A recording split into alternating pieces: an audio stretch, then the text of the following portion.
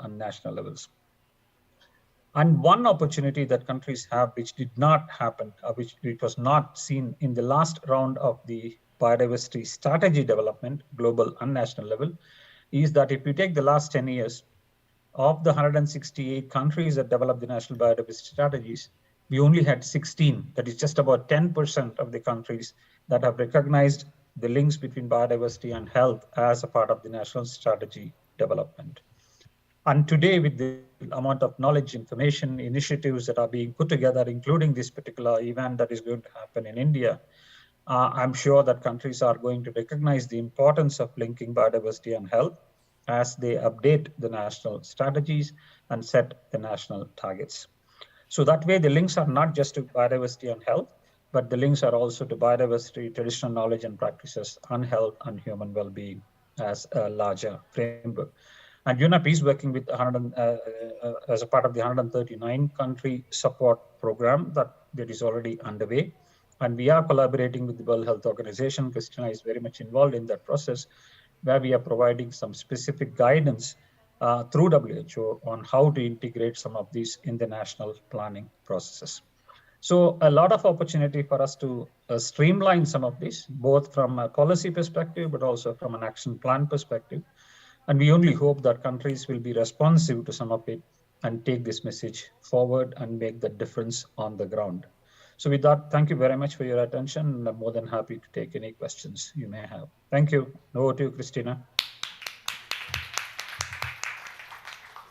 Thank you. Thank you so much for that, Bala. Actually, your presentation, I don't know if you were with us earlier today when Tauko gave a presentation.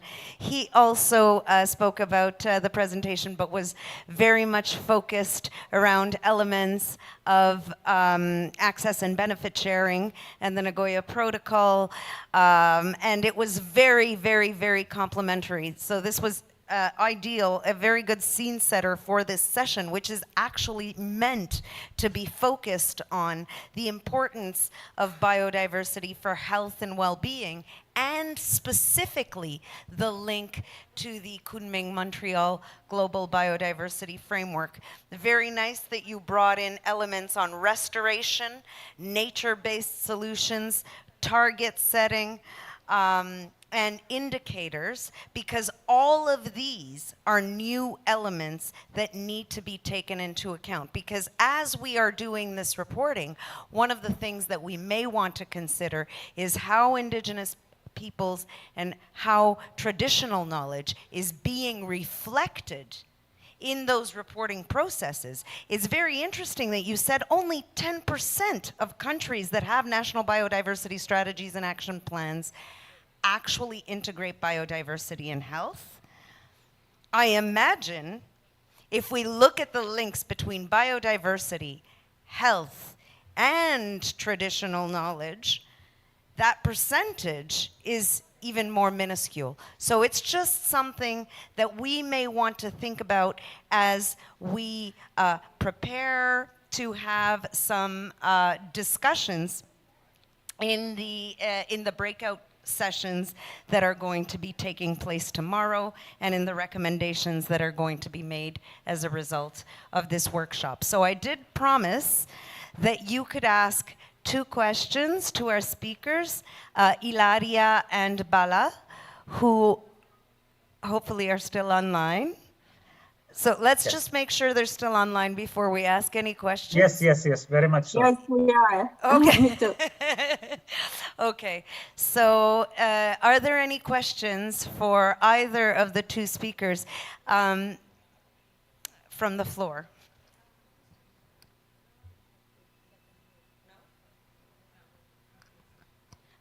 Okay. Bala, this is to you.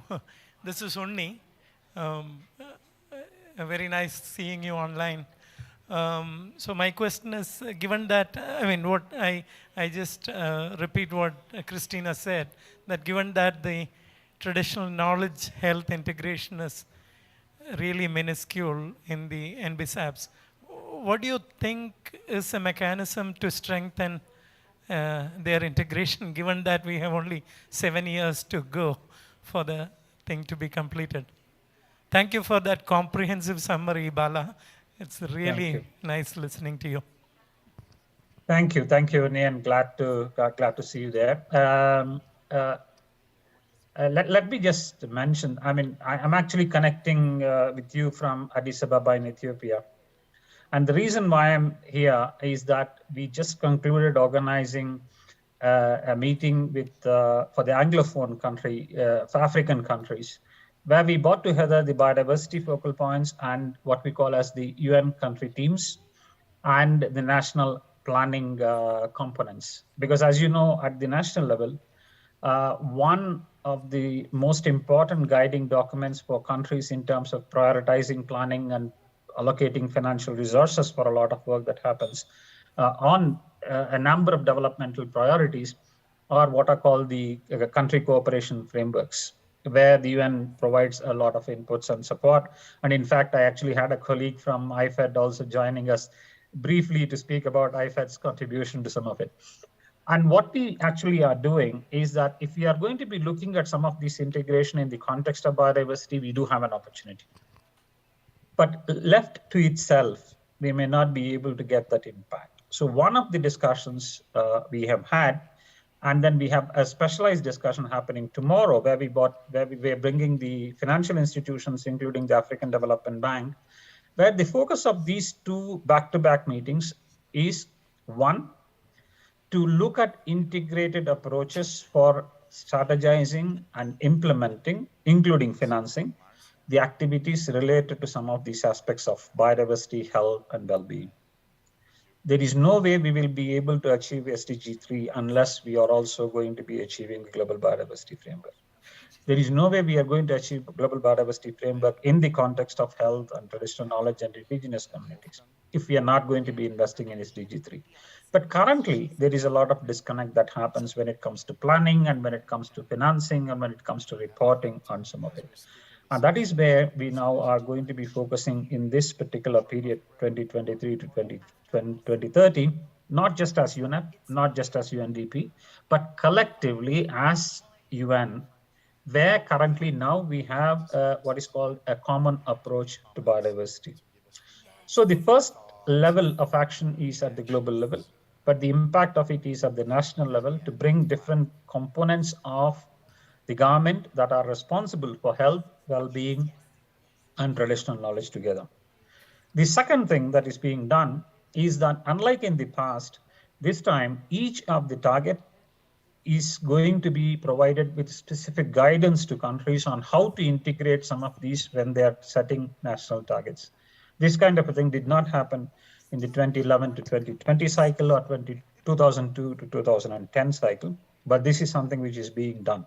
So the expectation is that the integration of some of these ideas into action plans, into financing, is something which will receive a lot more of attention because it is now being mandated, not just by external agencies, but it's also internal to both the country planning process, but also a mandate that is being provided to the UN agencies to also work together.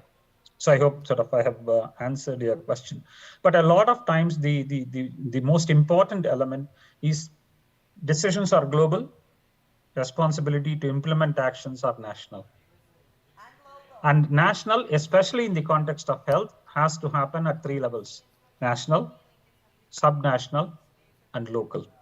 So if there is one agenda in the global biodiversity framework that necessitates that link between local, subnational, and national, it is the agenda of health, more importantly than any other target or any other issue. Thank you.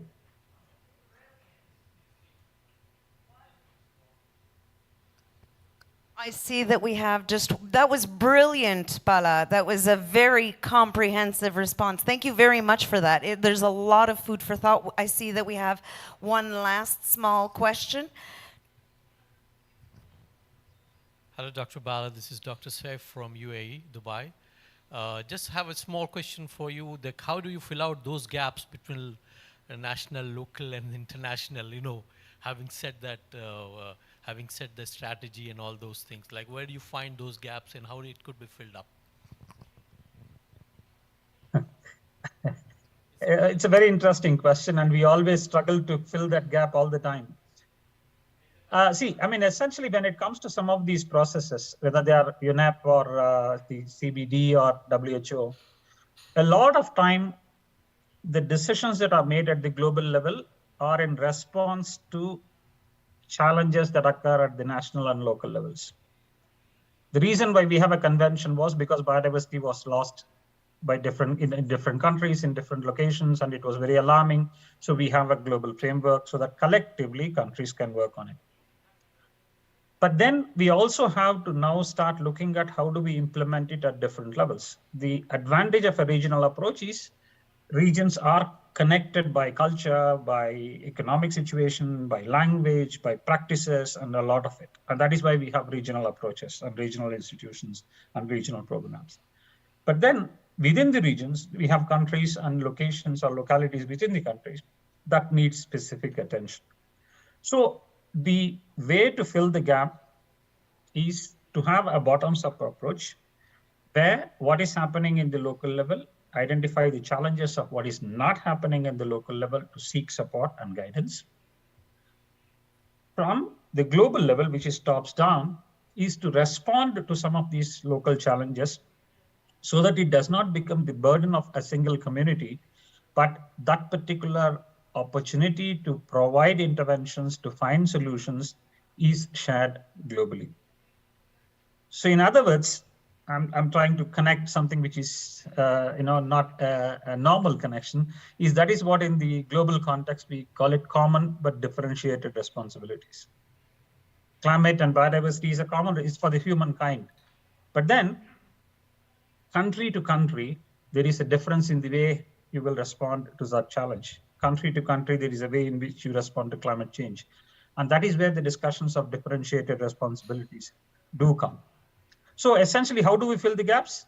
Information, networking, learning from experiences, and starting small, but consolidating the gains that we have already received. Thank you.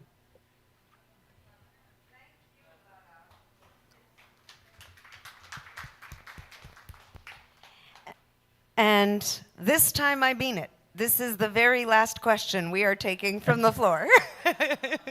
The very last. Muchas gracias.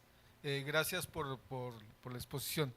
¿Qué pasa, muy concreto, qué pasa cuando hay una demanda local? O sea, la demanda de satisfacer una necesidad local, ¿verdad? Y el Estado no responde, a pesar de que se haya comprometido, ¿verdad?, en el nivel internacional. Bala, so I think maybe I'll just translate that. That's quite a challenging question for a person working for United Nations. Yes, I know. But the question. But I'll try to answer as diplomatically, but as practically as possible as well. Oh, fantastic. As I said, that decisions on a lot of these things are made at the global level. But when these decisions are made, the expectation is that each and every participating country provides their priorities, provides their challenges, provides their aspirations during the decision-making process. But when decisions are made, the responsibility for implementation is always national. But how do we track when a country has committed to doing certain things in a certain way, whether it is doing or not, is by using what we call as a set of indicators.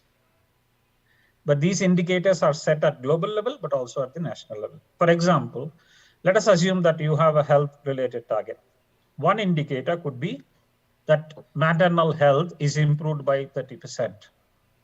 So which means that indicator is already set, whether it is at the national level or at the global level. When a country is not able to measure up to that particular target of 30% of maternal health achieved by 2030, then the country is expected to answer the question on why a country is unable to do it. And that is done through what we call as monitoring and reporting.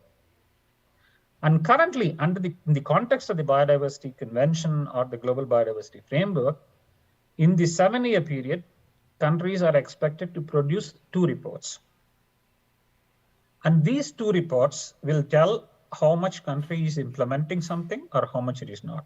And the other thing that has happened, which is quite good in the context of this monitoring component of it, is that this time in these processes, we have what is called a compliance committee, a set of countries who sit to look at who is doing what, how is it being done.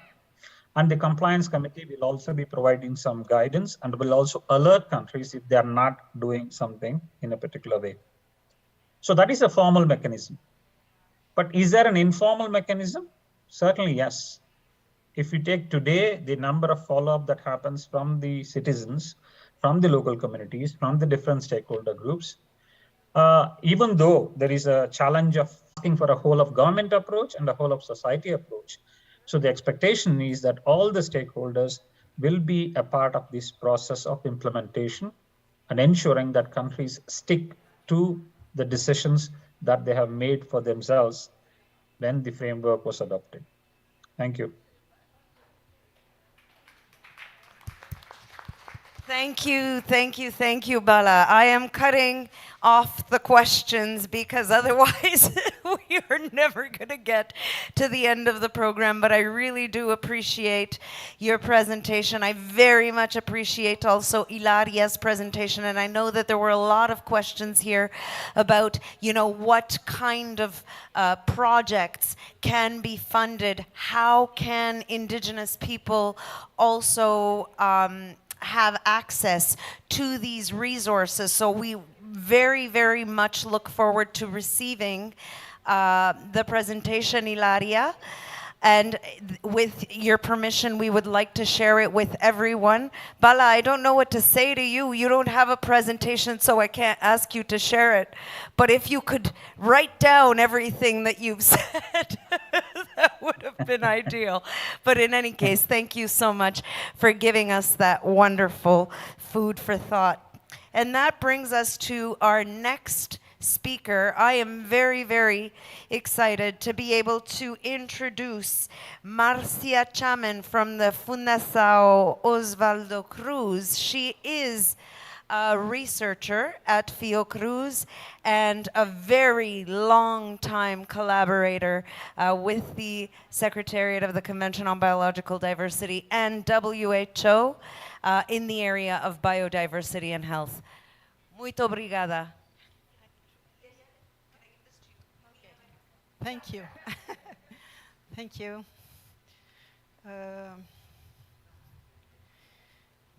Good afternoon, everybody. Eu vou falar em português para ser mais rápida. Antes de tudo, gostaria de agradecer e pedir aos povos originários que se mantenham vivos e que mantenham vivas as suas tradições. Isso porque a história que nós temos aqui na América do Sul é uma história milenar. Esse é um patrimônio cultural da humanidade na Caatinga do Brasil, um ambiente semiárido único que já foi, né, no encontro desses cânions, a junção entre a Mata Amazônica e a Mata Atlântica, e, portanto, guarda aí a sua história e um povoamento super importante de pessoas que nos deixaram legados escritos que hoje reúnem a maior porção das pinturas rupestres em todo o mundo, que nos contam essas histórias das suas vidas. Aqui é uma das poucas representações das pessoas com plantas no mundo, e cenas do dia a dia. Não sei se vocês conseguem observar. Aqui nós temos uma onça, aqui nós temos outra onça, pessoas em cima de uma árvore jogando pedras e 2 pessoas correndo da onça, né? Nós temos cenas de parto, cenas do nascer nesse lugar, mas todas essas pessoas foram extintas antes do século XVIII. Portanto, o que nós temos hoje são apenas o que a ciência e a pesquisa nos ajudam a resgatar. E dentro desse resgate, né, conseguimos identificar um conjunto de plantas medicinais, como essa aqui, né, encontrados os pólenes em grande quantidade, que são plantas que eram usadas por essas populações pré-históricas. Portanto, o conhecimento das pessoas de hoje, eles acumulam todo esse processo de um conhecimento muito mais antigo e rico. Dessa forma, a história das doenças, elas, né, e da nossa saúde, ela se reflete na nossa própria história, na forma como nós atravessamos o período de caçadores-coletores, o processo de domesticação das plantas, dos animais, das grandes navegações e, recentemente, dos grandes adensamentos urbanos e da nossa enorme capacidade de ser móvel nesse mundo e aí transitando doenças para todos os lados. A biodiversidade é altamente impactada por esse processo, né? E a redução das espécies, ela limita a sobrevivência e, para as populações humanas, ela leva à perda do conhecimento, cultura e valores, como já foi falado aqui tantas vezes, mas o mais importante é a perda da identidade, que gera vulnerabilidade, né? E a exploração, como a gente vê hoje no Brasil, com o narcotráfego, né? Com toda a parte de tráfego de madeira, enfim, todos os processos que criam, né, muitas outras doenças e muitos outros problemas. E essa redução de espécies, ela se reflete em todos os eixos que hoje nós trabalhamos e chamamos de saúde única. A questão do transbordamento, da emergência de zoonoses, endemias, né, o aumento de surtos de doenças conhecidas, perda da capacidade de se adaptar para o futuro. Talvez esse seja o maior problema e o maior impacto da perda da biodiversidade. Perda de variabilidade genética, que vai nos impedir de poder nos adaptar e a todas as espécies e ecossistemas para o futuro.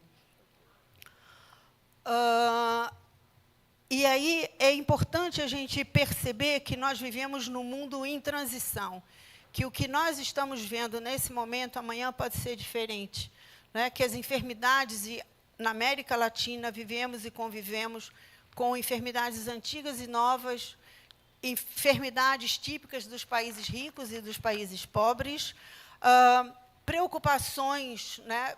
As doenças que são preocupações mundiais e aquelas que são absolutamente negligenciadas, e a dinâmica e ecologia né, do processo evolutivo natural, dos parasitos, dos seus hospedeiros e de todo o ecossistema. Isso tem que estar na nossa cabeça de uma maneira bastante importante, se é que a gente pretende, né, trabalhar efetivamente para a prevenção e controle dessas doenças. É interessante observar, né, que, nesses últimos tempos, a grande literatura internacional coloca os nossos países como favoráveis às próximas pandemias em função da nossa mega biodiversidade e a mega biodiversidade também de micro-organismos. No entanto, nós, até hoje, nunca exportamos doenças para o mundo. Nós importamos todas as doenças do mundo, com impactos muito severos, especialmente para as nossas populações originárias. Mas as nossas doenças, como a doença de Chagas, ela está se modificando.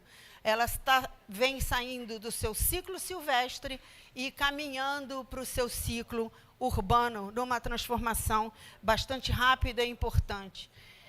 Isso temos, né, conhecimento, mas estamos sujeitos a novas doenças, por exemplo, como as que são afetadas pelo ressurgimento de patógenos como fungos que estão no solo e que são levantados pelas grandes queimadas.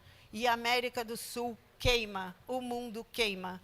E nós não estamos percebendo que esses esporos ficam na atmosfera que nós respiramos e, portanto, né, tendo aí um novo processo raramente diagnosticado, né, e de diagnóstico difícil. Portanto, nós lidamos com uma riqueza importante. A espécie humana abriga aí mais de 2.000 espécies de patógenos, somos excelentes transmissores de doenças. Esse é o nosso lugar ecológico, de uma espécie generalista, capaz de disseminar e dispersar, né, patógenos de uma maneira importante, com o grande desafio de fazer um monitoramento e prevenção em territórios tão grandes, tão longe, né, com distâncias importantes, diversidades culturais distintas e ecossistemas também bastante distintos.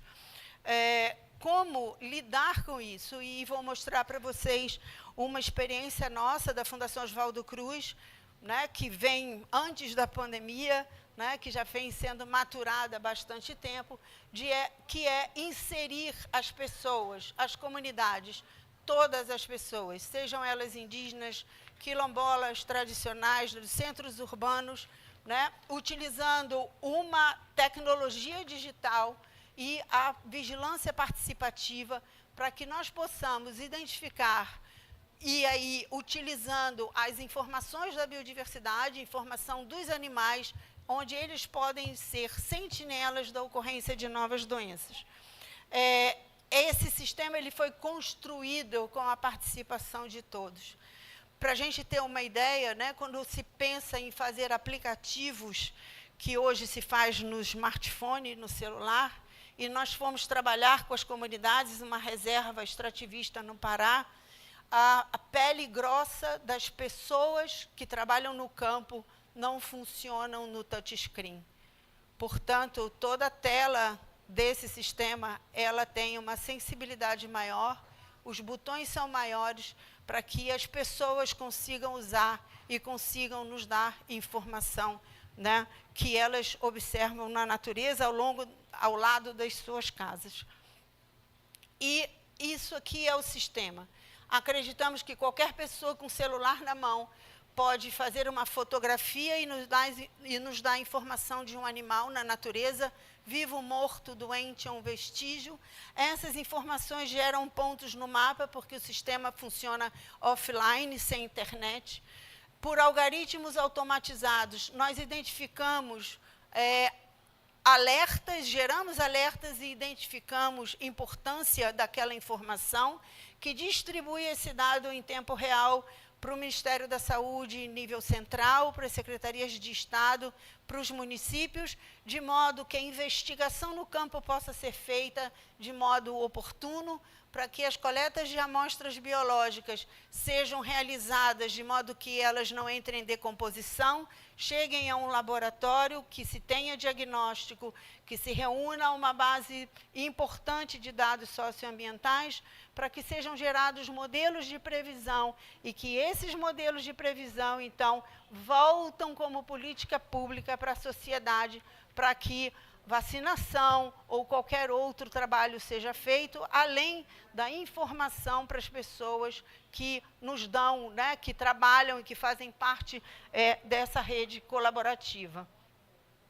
Com essa iniciativa, que é um conjunto, né, de parceiros, aqui esse é um exemplo da febre amarela, que entrou de forma importante no Brasil em 2016, no sudeste do Brasil. 2018 ela vinha caminhando para o sul do Brasil, e a partir do uso do sistema, do CIGEL, por todas as pessoas, nas comunidades, agentes comunitários de saúde, montanhistas, escaladores, foi possível identificar os corredores de transmissão dos vírus e o tempo que o vírus demoraria a chegar nas áreas da frente, de modo que nós pudéssemos estabelecer as áreas vermelhas, onde o vírus já estava circulando, laranja, onde ele chegaria em 2 meses, verde chegaria em 4, 6 meses, e com isso foi possível vacinar todas as pessoas sem correr, com calma, com a produção de vacina de febre amarela adequada, e hoje essa iniciativa e essa estratégia é utilizada para todo o Brasil.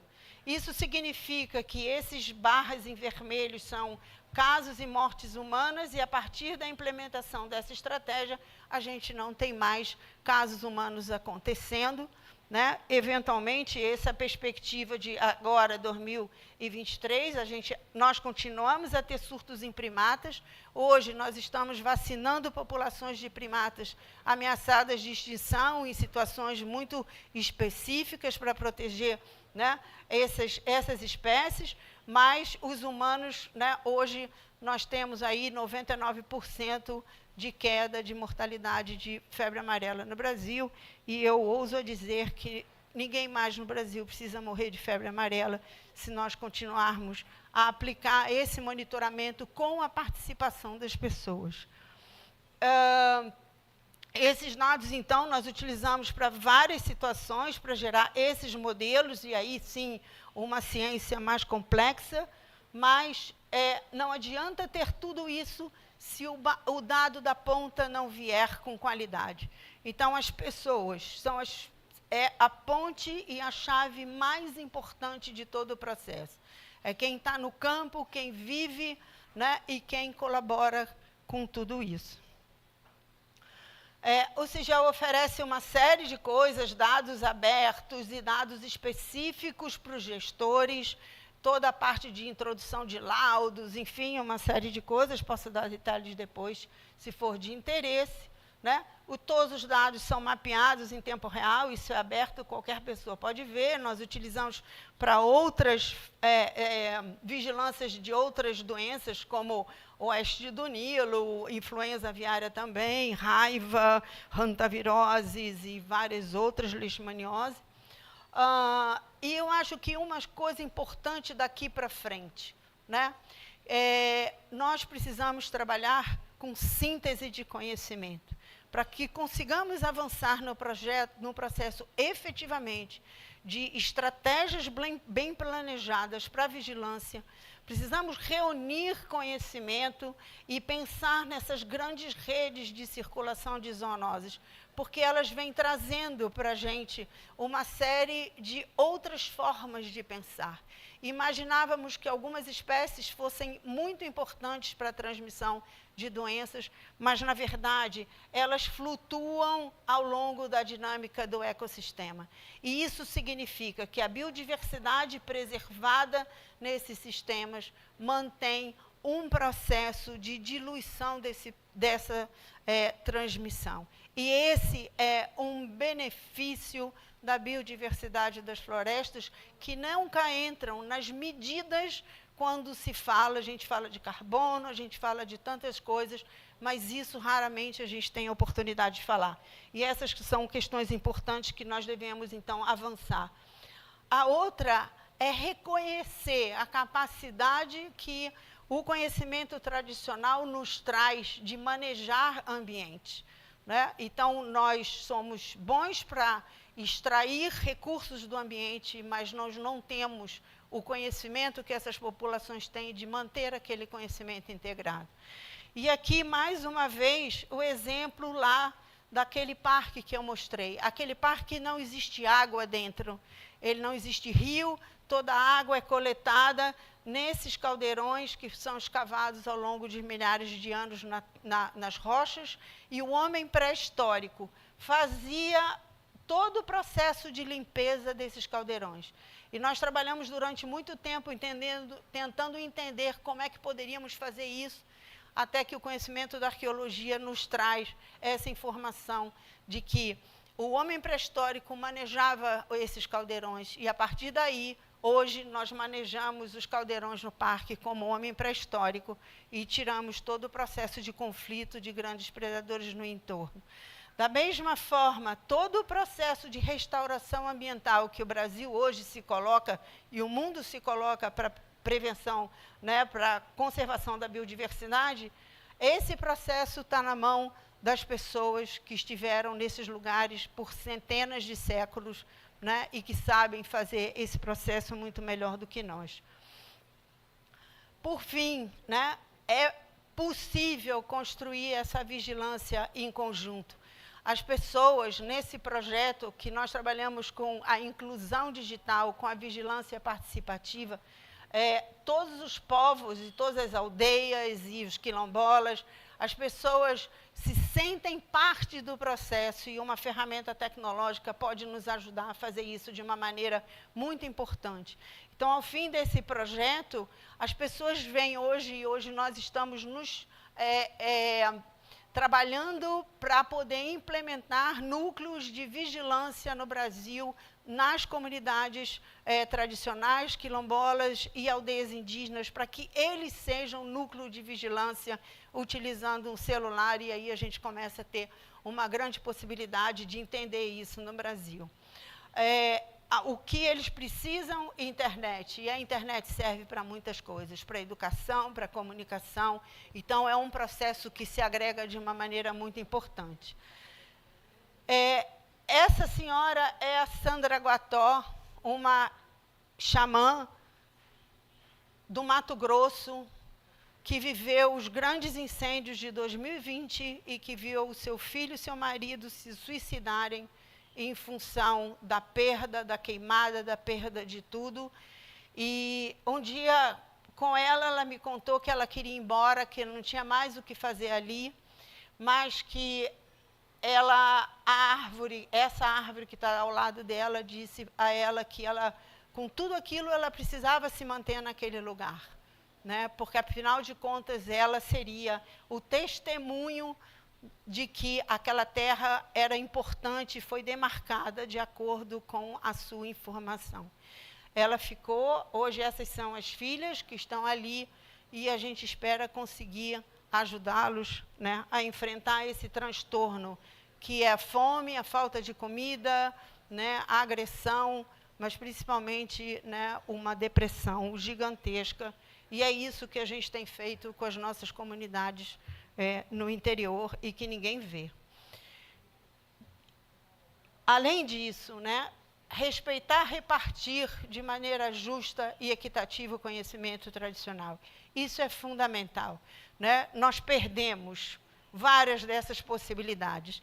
E eu queria chamar a atenção para que os patógenos fazem parte da biodiversidade dos nossos povos, né?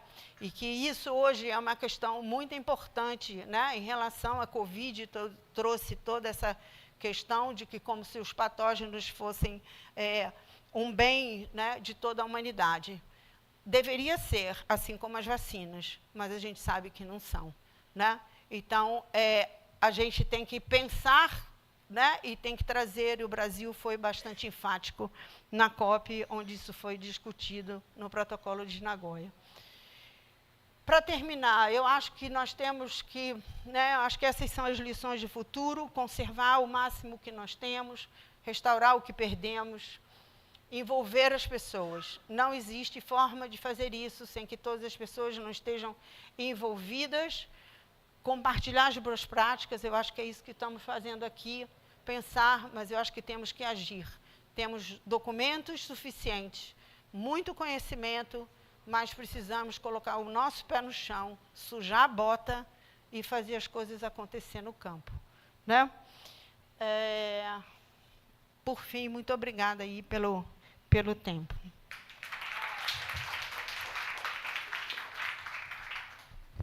Wow, thank you so much for that. Such a rich presentation, Marcia. So much for us to think about, so many fantastic, shining examples of everything that we've been talking about, the importance of research, the importance of data, the community monitoring that you are carrying out, the challenge of monitoring zoonosis in megadiverse countries, community health monitoring as well. Really very, very rich set of examples. And of course, One Health. The application of One Health and really bringing in indigenous communities into that process. So really very rich presentation. Thank you very, very much for that. I'm sure there will be questions for you. I'm sure I even have questions for you. But before we do that, I would like to move on to our next presentation, which I'm sure is going to be very complimentary. Also from Brazil, I would like to invite Maria Juliana Moura Correa, who is the director of the Department of Environmental Health Surveillance and Occupational Health in the Ministry of Health of Brazil.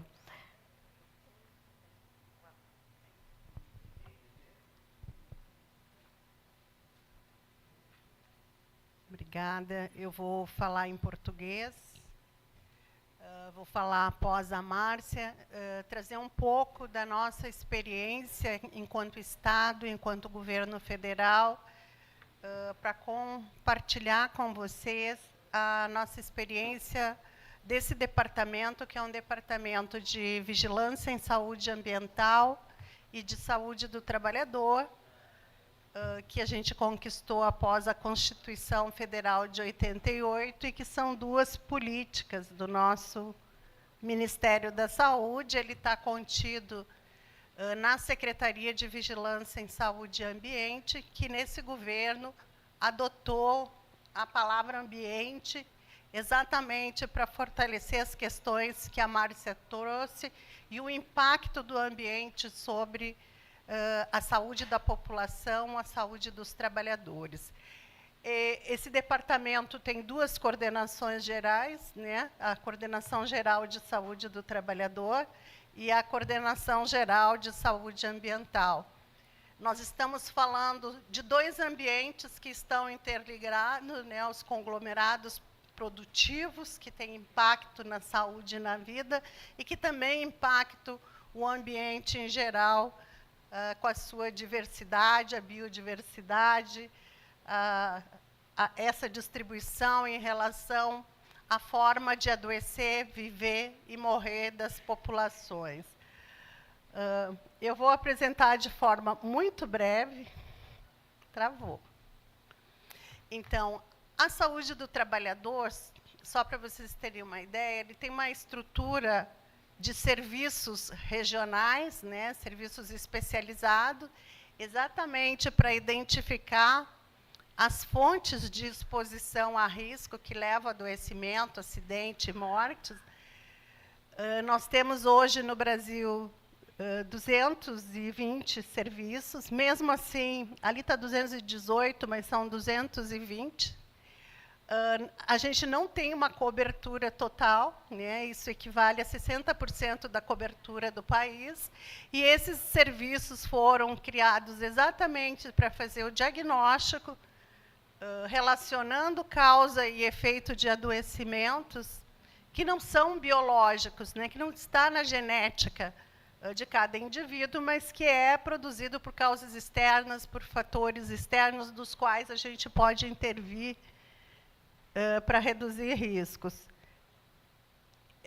Tanto a saúde ambiental como a saúde do trabalhador, a gente tem um conjunto de sistemas que eu não vou apresentar aqui, mas ambas as áreas, elas monitoram a exposição a substâncias químicas nos territórios. A vigilância ambiental monitora, além da qualidade do ar, da água, das queimadas que a Márcia apresentou antes, a gente tem um sistema que é o CISAM, e a nossa responsabilidade é relacionar essas exposições ao processo de adoecimento da população nos seus diversos ciclos de vida. Tanto a saúde do trabalhador como a saúde ambiental, eles estão relacionados com as alterações do ambiente e das alterações que ocorrem, ou seja, pela escolha do desenvolvimento econômico, de uma série de fatores de riscos, de exposições, do qual essa vigilância tem que ter capacidade de intervir, de monitorar, intervir nas fontes de risco, monitorar. E, no Brasil, a nossa concepção de vigilância é de vigilância participativa, que impõe que a gente tem que estar organizado a partir dessas comunidades, dessas populações. E a gente tem uma estrutura que é de, ao mesmo tempo que a gente reconhece, como foi dito em vários que nos antecederam, sobre o conhecimento ancestral, reconhecer que são esses povos ou esses trabalhadores que conhecem o risco ou que conhecem as formas de proteger o ambiente, como as populações indígenas, as populações quilombolas, que têm toda uma relação com o ambiente, com a proteção. E, por outro lado, a gente vê a contradição desses povos, que muitas vezes estão submetidos a áreas contaminadas, às diversas intoxicações, que inclusive altera todo o seu conhecimento e aplicação de ervas e do próprio conhecimento ancestral. Então, nós vivemos essa vigilância numa contradição entre aquilo que se propõe e a história desses povos e aos ambientes que eles estão submetidos hoje. E uma forma da gente intervir, além da vigilância, do monitoramento, da educação popular, da vigilância popular, dos diversos sistemas que a gente tem de monitoramento e intervir, também é reconhecer que nós temos que intervir no modelo produtivo, então, de consolidar ações numa visão de ecoprodutividade, da agroecologia e de uma economia local, social e sustentável, em contraposição ao modelo econômico, a questão da biodiversidade, e nesse entendimento das duas áreas, tanto da vigilância ambiental como da vigilância em saúde do trabalhador, os nossos enfoques estão baseados nos determinantes sociais ou na determinação social das doenças e dos fatores de risco, porque não faz parte da história natural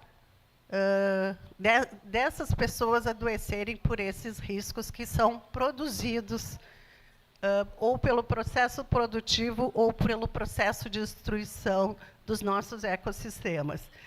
Em relação a isso, nós temos várias questões novas que Márcia até já abordou um pouco, a resistência bacteriana, o retorno de doenças emergentes e reemergentes, que nos desafiam nessa ação de vigilância, os próprios surtos epidêmicos que nos mostram todas essas alterações do meio ambiente como um todo, de um conjunto de situações de desastres que a gente vem enfrentando e cada vez mais a gente tem vivido essa realidade. Aqui no Brasil foram os desastres das minerações, né, o desastre de Mariana, os ciclones, as chuvas, um conjunto de desastres, então, que se tem monitorado e que a gente tem que ter alternativas para essas situações, e as mudanças climáticas. Em relação às mudanças climáticas, nós utilizamos o CISAM,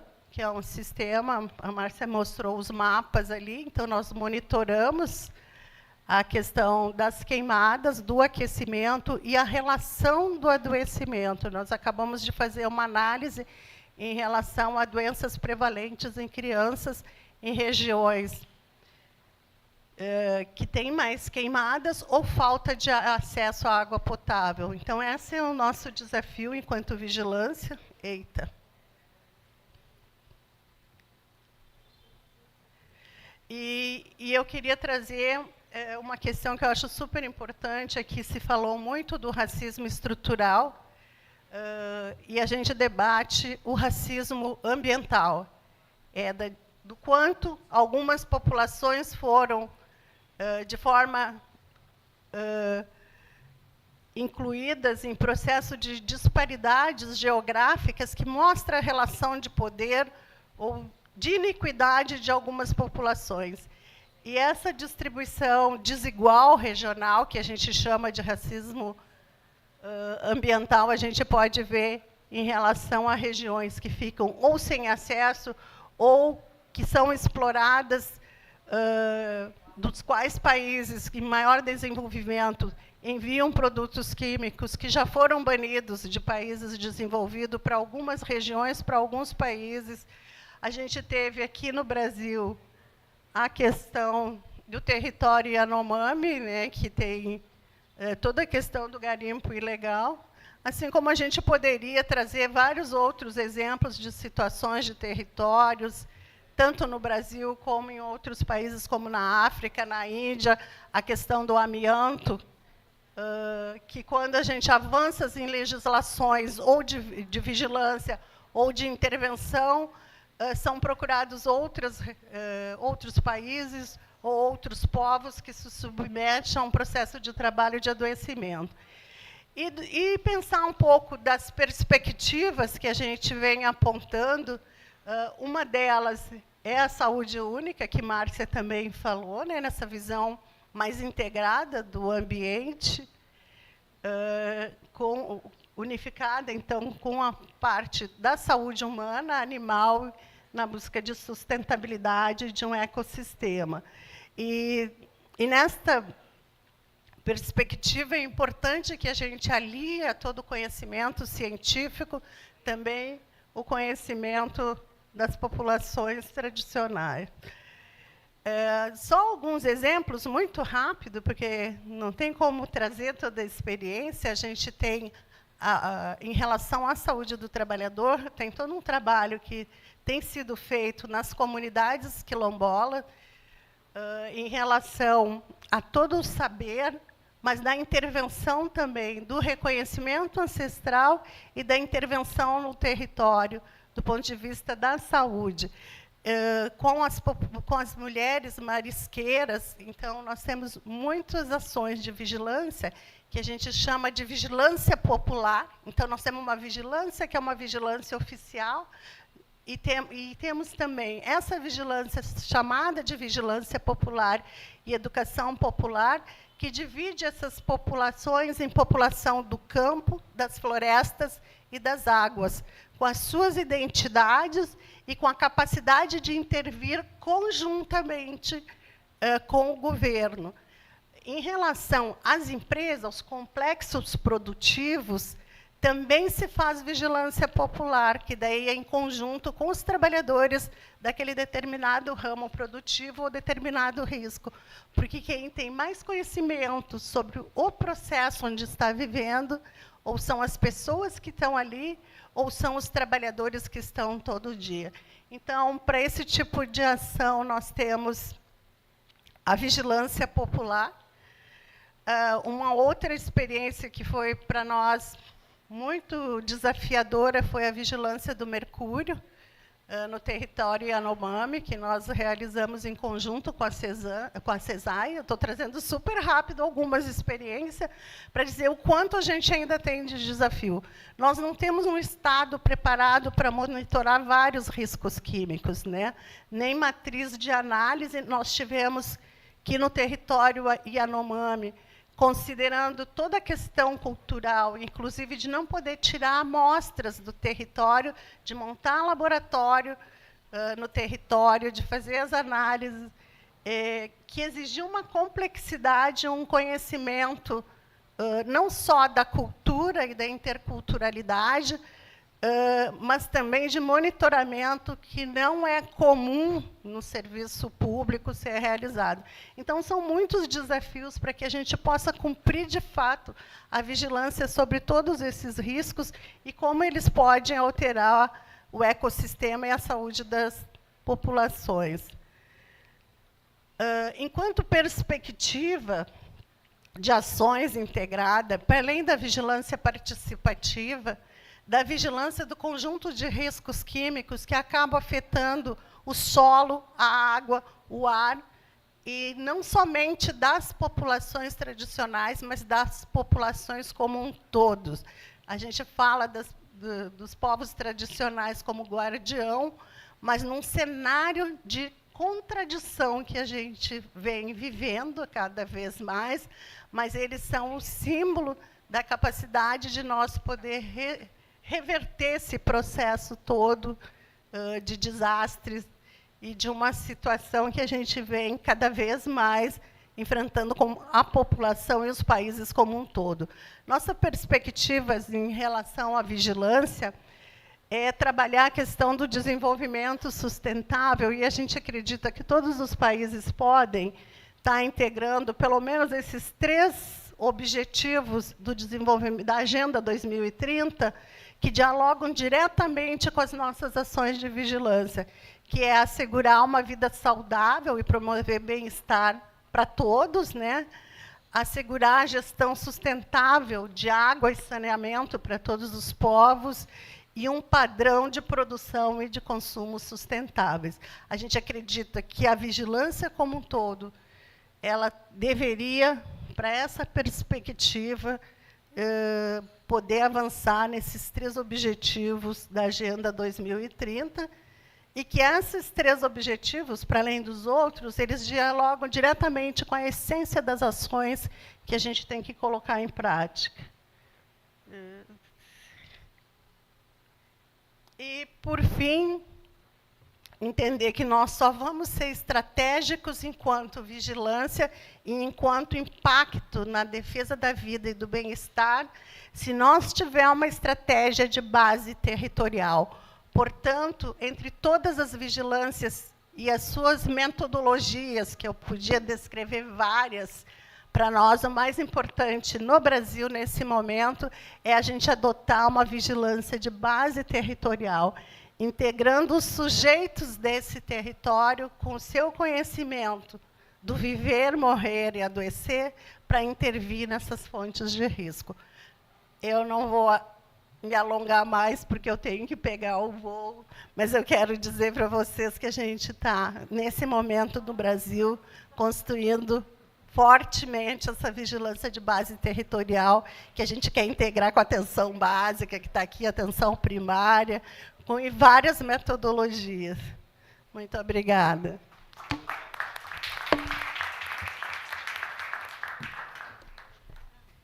Muito obrigada. That was wonderful, and in fact, it was very complementary to the presentation that preceded it. This one focused on environmental monitoring, on integrated monitoring, and grateful to see that we brought in some new elements. I was very happy to see that the One Health high-level expert panel definition of One Health was shown, which actually is a perfect segue into our next speaker, and to also have the dimension of the Sustainable Development Goals. But before we move on to the next speaker, I do know that there is somebody that is, I believe Marcia will be catching a flight very, very soon. So if I could ask Marcia and Maria Juliana to, are you leaving to catch your flight now, or can you take one quick question? One quick question. So we can take one quick question. Okay, I see. And I know I always say I'm only going to take one, and then, okay, I'm going to be honest about it. I'm going to take 2 questions, max. And I will take them both at the same time. So I saw that we have one here. Gracias. Ana Morales, de Perú. Respecto a la vigilancia de la zoonosis, quería preguntar si realmente esta vigilancia empezó como un piloto o fue todas esas capas o las variables que contiene el sistema de vigilancia de la zoonosis se fueron implementando por territorios, o cómo se inició. Gracias.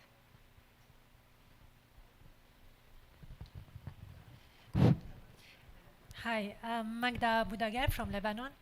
I just want to ask you, Murcia, about the role of education. So you spoke about education and communication, and I think that one of the things that the COVID pandemic triggered is that people develop at the same time the need to understand biodiversity. So these are the most open people, but others developed a phobia from biodiversity.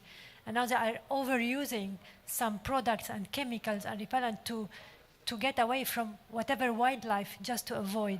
So what is the role of education in all what you are doing, and how much the WHO is investing in educating about the interlinkage between the species and how important they are for biodiversity? Obrigada pelas perguntas. Esse projeto, o CIGEL começou com, na verdade, foi uma oportunidade de um projeto do Brasil para biodiversidade, financiado pelo GEF, pelo Global Environment Facility. E o nosso objetivo era transversalizar a biodiversidade nos diversos sistemas e, portanto, na saúde, uma vez que a saúde dos animais silvestres, o Ministério da Saúde cuida da saúde humana, a agricultura da saúde dos animais de produção, o ambiente não tem essa expertise, e a Fundação Oswaldo Cruz traz isso no seu DNA e ao longo dos mais de seus 100 anos de vida. E a partir dessas experiências de campo. Então, nós já havíamos tido uma experiência de monitoramento com as pessoas em cadernos, com desenhos, para que as pessoas que não sabem ler pudessem nos ajudar a monitorar os animais nas suas áreas. A partir daí, a gente passou para a inclusão dentro de uma plataforma digital, e nós podemos fazer, então, testar e aprimorar esse sistema na Amazônia, na Caatinga, na Mata Atlântica, no Pantanal, e nós fazemos isso continuamente com diversas oficinas no Brasil todo. Hoje, o sistema ele é indicado pelo Ministério da Saúde como a ferramenta de inclusão e de registros de epizootias. Epizootias são a morte de animais por situações que nós não conseguimos saber, mas a gente traz uma série de informações, como animais atropelados. Hoje sabemos que boa parte dos animais atropelados são atropelados porque já tinham alguma doença, isso é importante no entorno das comunidades. Enfim, então, a gente já vem trazendo isso. Nesse momento, nós estamos desenvolvendo e trazendo para o sistema a notificação no celular, que ainda é feita no papel. Isso significa que nós esperamos ter uma única ficha de notificação para vigilância de todos os animais no Brasil, unificada dentro de uma plataforma digital georreferenciada, e essa é uma questão fundamental. Por quê? Porque não é possível pensar em modelos de favorabilidade ou de previsão e correlacionar isso com mudanças climáticas, com todas essas coisas, se nós não tivermos o ponto georreferenciado, né? Hoje, no Brasil, as informações são por município. E no município você pode estar em qualquer lugar, numa área urbana ou numa floresta. Então, isso é um passo importante para a gente. Em relação à educação, né, eu acho que é fundamental que a gente entenda que o mundo ascético ele não existe. Nós somos parte, né, e vivemos junto com uma imensa biodiversidade. E é muito importante que a gente seja capaz de diferenciar parasitismo de doença parasitária. Parasitos são a maior parte das espécies do planeta. As relações parasito-hospedeiro nos ajudam a evoluir, são espécies super importantes na natureza, né? Provoca, eu vou fazer aqui uma apologia à conservação dos parasitos, porque, afinal de contas, eles fazem parte da biodiversidade. Recomendação. E a doença parasitária, ela é fonte de outras situações, né? De impactos de poluição, de deficiência nutricional, de uma série de coisas. Então, a gente não pode buscar esse mundo, e a gente tem que levar isso para as nossas crianças, para os jovens, para aprender a conviver, né? Nesse momento, no Brasil, nós estamos convivendo agora, e isso é um desafio para nós. As nossas onças estão andando na beira das nossas cidades. Os animais silvestres estão entrando nas nossas cidades. E as pessoas acham que eles nos ameaçam. Mas nós vamos ter que aprender a conviver com eles, né? Porque as nossas cidades, os nossos lugares onde nós moramos, nós também produzimos casas para esses animais, embora a gente nem pense nesse tipo de coisa, né? Para os morcegos, para as aves, para tantas outras coisas. Então, assim, eu acho que isso é uma mudança de pensamento e uma necessidade de nos tornarmos mais generosos. Não estamos sozinhos nesse mundo, temos que compartilhar esse processo. Eu vou tentar ser breve, apesar de ser difícil. Então, na Secretaria de Vigilância em Saúde, nós implantamos como estratégia saúde única. Então, nós temos um GT para pensar essa integração e o conjunto de áreas de todas as vigilâncias, não só da que eu apresentei do meu departamento. A gente tem também um departamento de emergência, respondendo à pergunta se isso é pesquisa. Não, isso não é pesquisa, é ação de Estado, no seu poder de vigilância, utilizando daí tanto a epidemiologia, que a gente acompanha os dados de mortalidade e morbidade, mas também acompanha essas vigilâncias, que eu trouxe a do meu departamento, que a gente tem que ter ações preditivas, né, se antecipar, já que os riscos são conhecidos e não faz parte da história natural e são causas externas, então a gente tem que intervir nessas causas para que essas populações não adoeçam. Então, isso é uma ação contínua. A vigilância participativa ou vigilância de base territorial, a gente quer investir mais, mas elas já acontecem como ação do Estado. Em alguns estados e municípios brasileiros, não acontece de forma geral, mas a gente tem várias experiências muito interessantes. E a gente tem dois processos que eu acho que nos ajudam nessa vigilância participativa, que é o que se chama aqui no Brasil de educação popular, que também reconhece o saber popular.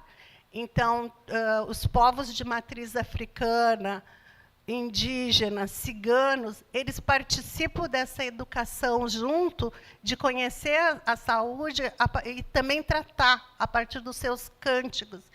E esse ano, no governo Lula, nós colocamos financiamento para ampliar o processo de formação de educação popular e também a vigilância de base territorial. Nós criamos um incentivo para todo o país, e mais para a região da Amazônia, porque tem muito vazio de serviços para análise e de intervenção.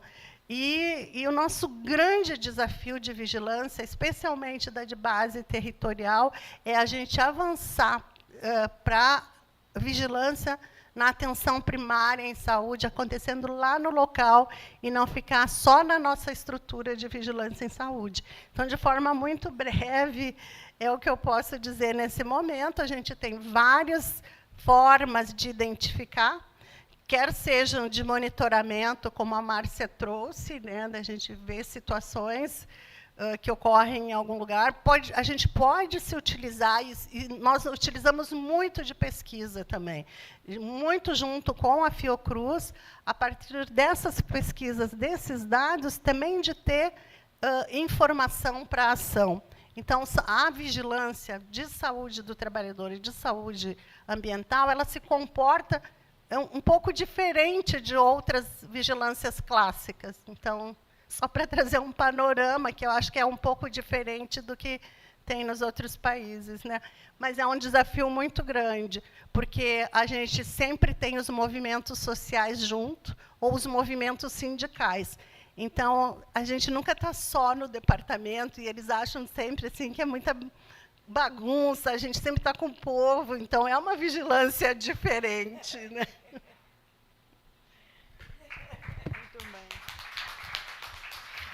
Eu só queria complementar duas coisas, rapidamente, né?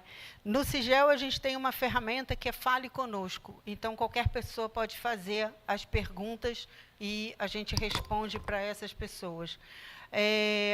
E todos os registros que nós recebemos, eles são auditados e nós devolvemos, então, a espécie, e essa é uma maneira muito importante da gente levar mais conhecimento para as populações. A gente tem um colaborador, que é um ajudante de caminhoneiro, que mandava as espécies para a gente, e hoje ele já manda todas elas identificadas com nome científico, e não erra mais nenhuma, e virou um grande especialista nos registros e tem nos ajudado bastante. Gente, muitíssimo obrigado. Vamos ao avião agora, brigar contra a soja transgênica no Piauí. Muito obrigada. Thank you to our incredible speakers, actually. And I did want to maybe answer the last part of the question because I realized that it was not a fair question to the speakers. You had been asking, how much does the World Health Organization invest on the interlinkages on the education and awareness raising for the interlinkages between biodiversity and health. And I would say that that's precisely what we're doing here. This is capacity building, right? This is a workshop. And it's precisely about raising awareness, and raising your voices and exchange and mutual learning. So that's exactly what this is about. However, I do want to say that a lot of that education education and awareness raising is also a part of prevention communication. And one of the challenges that we face at the World Health Organization is that very little in general is invested in prevention because that's not what member states see as a priority. The priority is to respond to emergencies. So actually that is an excellent question because that's the only way we're going to come to this collective consciousness about the importance of these common issues that we face is if we actually start thinking about how can we promote health rather than how can we respond to disease and emergencies. And right now, it only represents 3% of the overall budget. So it really is something to think about. It does go back to the discussions we've had, the points that have been raised time and time again about potentially the need to place a greater focus on preventive measures. Okay, before I move on to the next speakers who have been very, very patient and to whom I am supremely grateful, and will tie in beautifully with the last speaker, actually. I wanted to say that I have good news and I have bad news. So I'm going to always start with the bad news. Because that way you just break the ice and everything else maybe compensates for it. So let's give it a try. So the bad news is we will not be able to get through the entire agenda today because that would mean keeping you here until midnight. So the bad news is we will not be able to get through the whole agenda. We are going to finish this panel because we do have 2 more speakers and we definitely want to hear these last 2 speakers. So you will have the opportunity for that. And the good news is one of our colleagues had suggested, they said we're talking about biodiversity, we're talking about biocultural diversity, why not talk about diversity in time, which I think meant flexibility with the schedule. So the good news is we have taken heed of your advice and are being flexible with the schedule. And the other little tiny bit of bad news is we won't have a very long coffee break. So I can invite you to maybe get up and get a coffee and bring it back to the table, not all at the same time, as we transition into the next speaker. So you have maybe 30 seconds to get another coffee and come back to the table, or maybe get up very discreetly over the next 15 minutes. But that was the bad news. But the very good news, and certainly I think some of our speakers who were here yesterday already know this good news, but don't tell. But our international participants that have just joined us today are not aware that part of the reason we can't extend the schedule is because we have a celebration tonight. So that is always good news. We have a small reception that is going to be here with some Brazilian music, with some dancing, with a little bit of food tonight at 6:30. So we absolutely all have to be out of this room by 5:30 at the very latest, or we don't get a party. We have 18 minutes. This is why we're going to be very efficient in the next presentations, or we don't get to celebrate, and we have been working very, very hard. I think we deserve a celebration. So with that, we were talking, Catherine, do we still have you online? I just want to make sure that you are still there. Dr. Mashalaba? Hi, everyone. Good afternoon. It's a pleasure to be with you. Wonderful, wonderful. It's always so wonderful to hear your voice and to see you, Catherine. You do brighten up a room. So for those that don't know Catherine, can we see Catherine on the screen, perhaps? Is there any way to project? Great. So I think we will see her in just one moment. And by way of introduction, actually, the last speaker had put up the definition of One Health by the One Health high-level expert panel. And Catherine is actually one of the members of the One Health high-level expert panel. And so she knows this definition very, very well and very intimately. And she also has a wealth of experience working in country, working with communities in different parts of Africa. I recently had the opportunity to work with her in a subnational consultation with Indigenous people on the development of integrated indicators for food and nutrition security in Liberia, which was incredibly inspiring. I still do not see Catherine on the screen. What happened to our... what happened to our... Okay.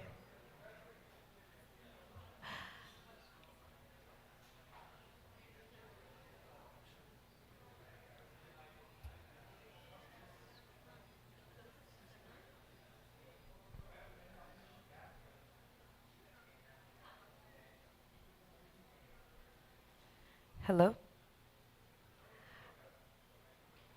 Okay, I am getting a motion to be patient. Not my greatest virtue, but I'll try. I think we're going to get Catherine back online. I hope. Recording in progress.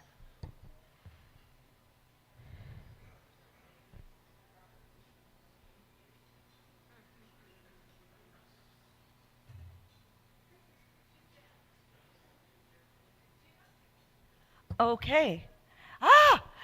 I believe Catherine is back with us right now. So we are back online, and we were just talking, Catherine, about this incredible consultation that we had, including with Indigenous people in Liberia on food and nutrition security and the development of integrated indicators. But anyway, I know you have so much to present, and I leave it to you to share with us. Thank you so much for the opportunity. I'm sorry for the disconnection. I hope that we are well connected now. And I will just put up a few slides from my screen, if that's okay. Just bear with me. Okay, I think they're now visible.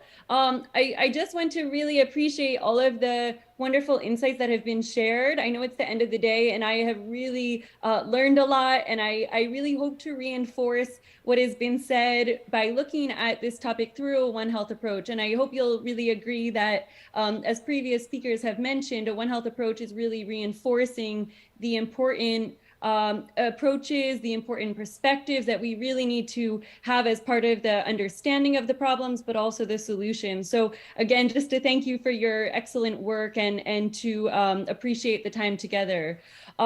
Just to reinforce here about the definition that was already shown and really the 3 C's at the center: communication, collaboration, coordination, and capacity strengthening. So we want to think about those in the context of financing, what we're investing in, how we're strengthening systems, really enabling that coordination and that collective working together that we need to be thinking of. I just want to also point you to the One Health definition principles. I think that these are incredibly important. And just to quickly highlight them, we see that it's equity between sectors and disciplines, socio-political and multicultural parity, socio-ecological equilibrium, stewardship and the responsibility of humans to change behavior and adopt sustainable solutions, really looking about the integrity of the whole ecosystem, the well-being of current and future generations, really learning from a lot of those indigenous practices and that indigenous knowledge base. And then finally, the transdisciplinarity, multi-sectoral collaboration that includes all relevant disciplines, both modern and traditional forms of knowledge, and a broad representation of perspectives. I think that these principles are really crucial. We don't want to forget them when we're thinking about applying a One Health approach. And I think that they really reinforce the importance of ensuring traditional knowledge is not only part of the discussion, but really a foundation of it when we talk about both challenges and also solutions in terms of understanding and working towards great solutions. I think here, this to me is always very striking, these images where we see what happens to our environment when we don't take a One Health approach, when we don't consider traditional knowledge systems, and we really don't think about our current well-being, but also the well-being of future generations. And I think we have to really make sure that we're looking certainly beyond the economic systems of gross domestic product, and really think about that value that health and also well-being bring, and how to quantify that in other ways, as other speakers have mentioned. I think we have to also look at different mechanisms like impact assessment, safeguards, making sure that we are taking stock of the potential consequences from changing landscapes in such ways like this, and really weighing the costs and benefits and making sure that we're making informed decisions. To me, that's really the core of a One Health approach. And if we leave crucial perspectives out of that, we really miss a lot of the potential considerations that have to be there from the start.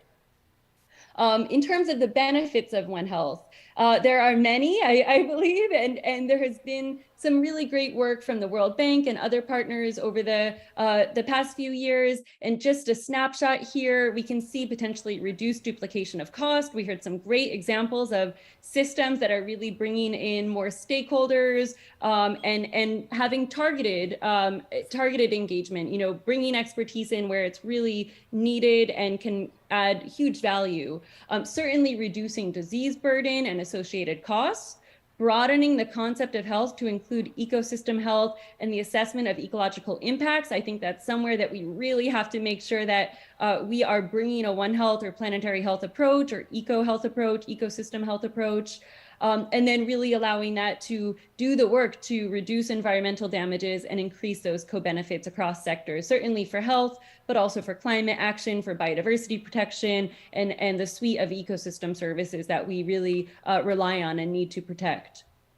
I always like to come back to context, because at the end of the day, we really heard about the global role, the local role, the national role. The context matters. So when we think about the way we need to work together, we're not always working together all of the time, but we really need to work together to understand the issue at hand and the situation, and then identify the relevant entry points and really select the ones that make the most sense. And this could be for risk reduction, prevention we've been talking about. I'm glad to hear that really come up strongly. Also early detection and response. So again, making sure that in the context of who needs to be at the table, including experts like yourselves in the room, making sure that you're really having a voice in these processes, because it's absolutely crucial. I always like to think about systems. If we're not investing in systems, we're probably investing in ad hoc responses or single disease or single ecosystem approaches. I think, that has a role, but we certainly need to be thinking about systems and building back stronger when there is a disease crisis, for example, and really making sure that systems are in place to make sure that we're capturing relevant inputs along the way. We're really making sure that health and environment, specifically biodiversity, are really considered when we think about land planning, for example. I just want to highlight here a few indicators that we looked at in this World Bank report that came out last year, and it was about system components to reduce disease risk from wildlife. It's also system components to reduce risk from humans to wildlife. If we think about that connection between humans and animals, it's not just a one-way street. We can also give diseases to wildlife and other animals.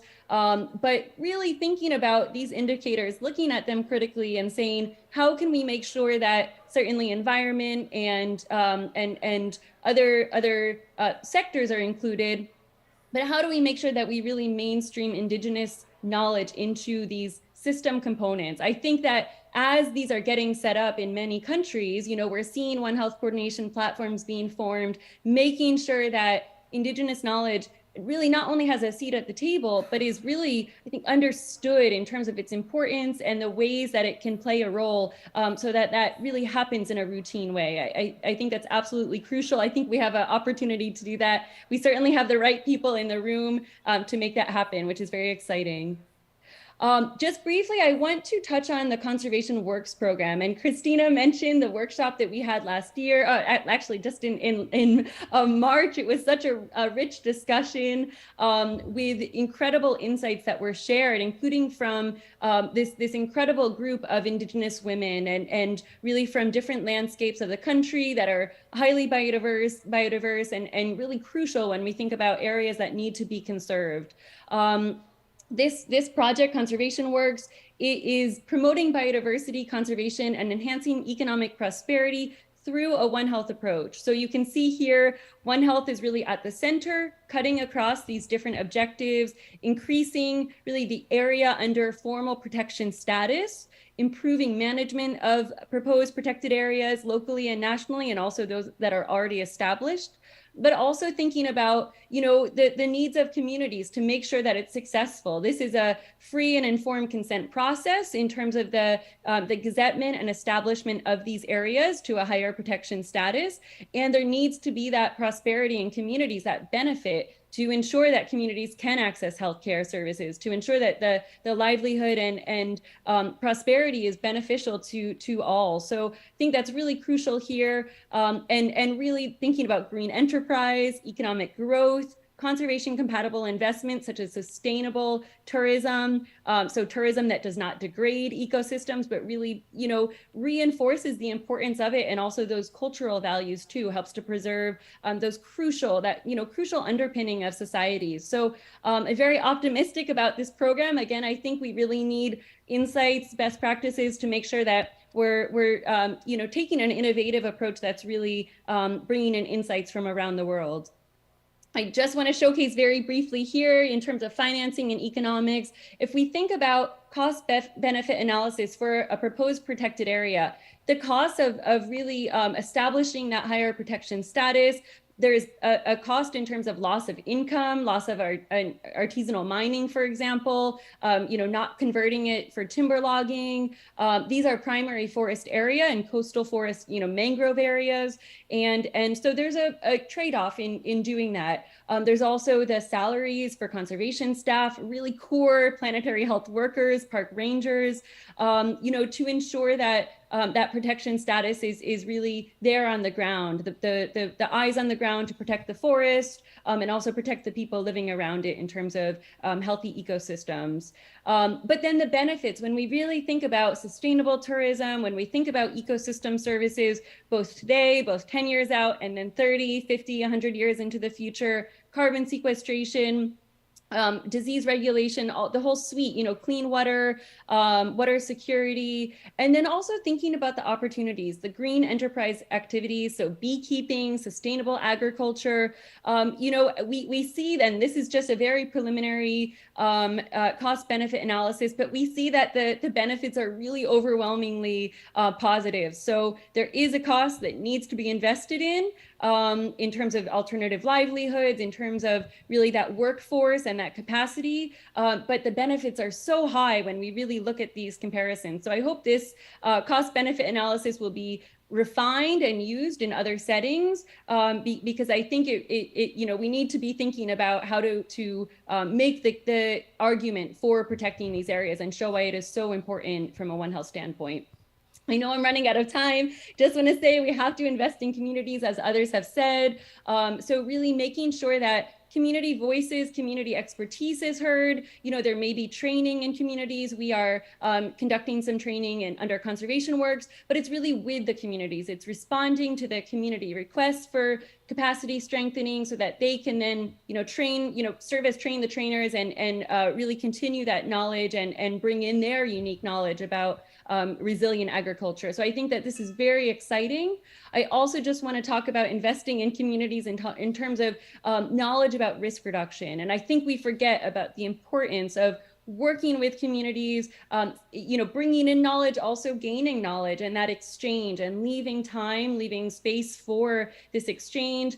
There are some books that have worked really well, the Living Safely with Bats and also Living with Wildlife through One Health. These are online in many different languages, and they really show these connections, and they have provided a nice basis for this exchange. You can see here in Liberia, a village that was really interested in learning about reducing their risk of zoonotic disease, and allowing that time and questions and exchange. I think we have to do more of this. We have to utilize social sciences, communication, art. We heard about radio, media, and this has to be very tailored to the context.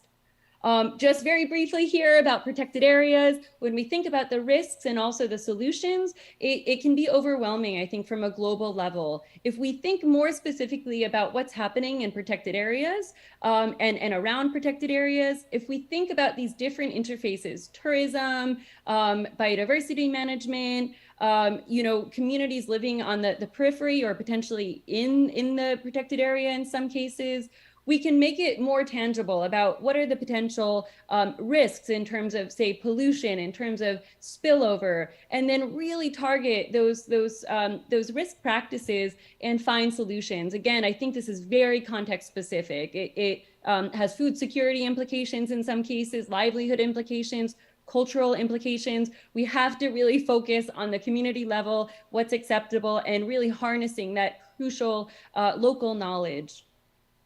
Just briefly here to showcase some useful tools. These are all online, but the country assessment for the environment sector in health to really think about building up capacity of the environment sector to contribute to One Health approaches, to identify where investments need to be made, and then some recent IUCN guidance. I really hope that you can take a critical eye on these tools and improve on them. Let us know what we've missed, especially from indigenous knowledge, from traditional practices, so we can make them better and keep improving them. So I just want to highlight, lastly, investing in prevention and the Nature for Health initiative. This is a new initiative that was just started. 6 countries have been selected as phase 1 partners. We are very excited to get started. WHO is a member of this program. EcoHealth Alliance is also a member. And we're really trying to look about systemic approaches to bring in biodiversity for pandemic prevention, and really at the country and subnational context level. So I hope you'll join us in this, both in terms of knowledge exchange and also in these phase 1 and then ultimately phase 2 and phase 3 countries. So I look forward to sharing information on that in the future. And I really thank you so much for your efforts. I look forward to collaboration. And I also really hope that you enjoy the great celebration tonight. Thank you. Wow, Catherine, I cannot think of a stronger way to end this day than with this presentation. It was fantastic, really very, very good. And as you were going through the slides, it was funny because I said, I think to save time, I'll just ask one question. And I had a question, and the next slide answered that question. So it was, so I don't necessarily have questions of my own, but I do think that you brought so many fundamental dimensions, especially in terms of that economics component that, you know, had come up time and time again in some of our discussions. What are the implications? What are the resources that are out there that are available? How can we build capacity at the community level and meaningfully engage? I think that the tools that you've provided will be very helpful to everyone. We would like to share the presentation with everyone if that is acceptable. And a lot of people have requested it, you will be happy to know. So it will be very useful indeed. And so with that, I thank you very much. I know that we are about to get kicked out, but if there's a super quick question, you guys know that I'm very democratic about this, but I think we are but I think I am being told, oh boy. Okay, but this is the only one. No, this is the only one. We are all, sorry, Catherine. We can only take one question literally because we are getting kicked out of the room. I'm so sorry. I'm so sorry. Catherine, Dr. Machalaba, this is one of your biggest fans, Jonathan, and my question to you is this. First, I'm going to ask you the question, and then I'm going to come in behind it. Do you think that we can actually really achieve One Health and planetary health objectives if we don't radically reformat our systems, and particularly our health systems? We have a global health industry focused on disease burden in one species, neglecting the fact that our health and well-being and our existence depends on the health of the ecosystems, yet no health system on the planet addresses our ecological determinants of health. At EcoHealth Alliance, are you interested in reformatting health systems broadly? Excellent question. That I'm glad we're ending with that. Catherine, please, over to you. Yeah, thank you so much. Well, it's a challenging question. I certainly hope that that's where things are headed, and we would love to see that. Of course, I think we're actively working towards that alongside other partners, and really the communities, I think, are the ones leading the way for that, and we are listening, learning, and hopefully reinforcing. I would say also at the national level, at the global level, at the subnational level, in the government structures and UN structures, I think a One Health approach is very important for accountability. So if those impacts are more visible, if they're appreciated, if systems are in place to really appreciate them, I think that moves us drastically in the right direction.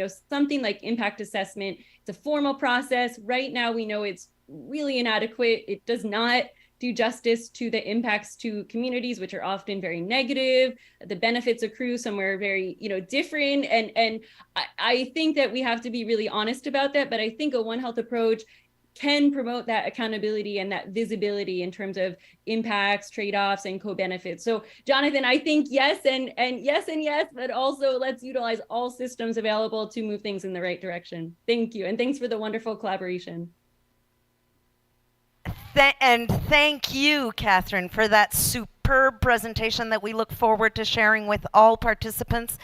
If you are available to join any of the discussion groups tomorrow online, I know that you have been very patient today, and we may be pushing our luck by asking you, but in any case, the invitation is completely open, and I'm sure we would welcome your insights as we move toward the drafting of the recommendations. So thank you very, very much.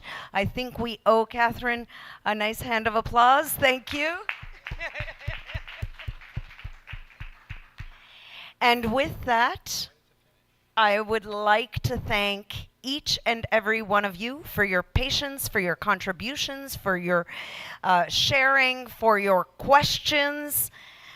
And now you have a full hour to completely. Oh, is it a full hour? Yeah. Okay, no. Almost a full hour. You have 55 minutes to rest. I don't know what you're going to do with that much time. That's far too much time. And then you come back here. We're going to have music. Some drinks and a little bit of music. Yeah, a little bit of music. I already said that. I don't know. I'm just thinking of music. In any case, we do hope you come back down. It was meant to be a little bit of a surprise because we had not originally. I never know when I'm on screen. I'm so sorry about this. I apologize to all of the people that are watching the streaming. They must be horrified because I never know when I'm in front of the screen and back of it. So, in any case, we look forward to seeing you in 1 hour. Thank you.